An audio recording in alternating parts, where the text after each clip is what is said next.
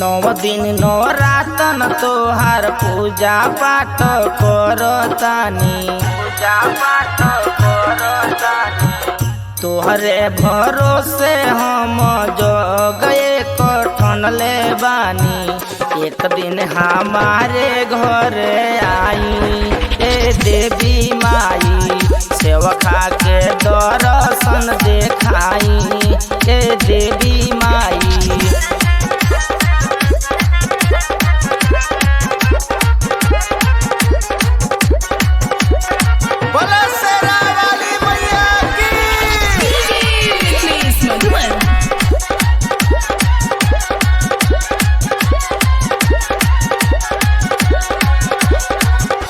नौमी के दिन यद कुंवारी बोलाए, हलुआ पूरी के हम भोगवा कराए। नौमी के दिन यद कुंवारी बोलाए, हलुआ पूरी के हम भोगवा कराए। हलुआ पूरी के हम भोगवा कराए। भक्ति में सकती तू माई देखावेलू, रोवत बाला कावा के तू ही हंसावेलू। दुखियन के हो खेलू सहाई हे देवी माई, एक दिन हमारे घरे आई हे देवी माई।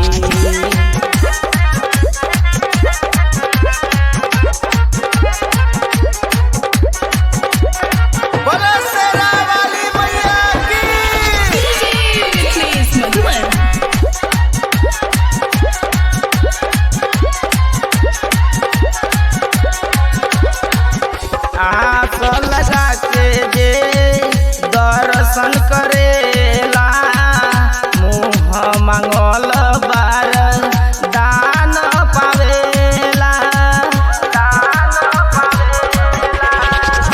आस लगा के जे दर्शन करेला, मुँह मांगल बार दान पावेला।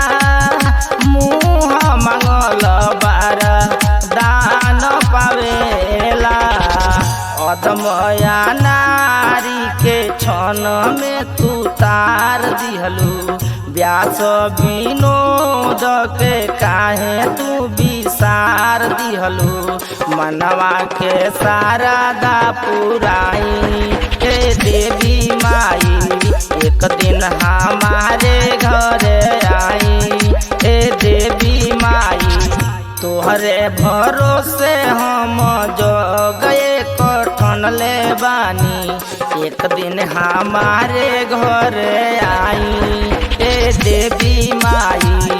सेवका के दर्शन देखाई ए देवी माई, सेवका के दर्शन देखाई ए देवी माई, सेवका के दर्शन देखाई ए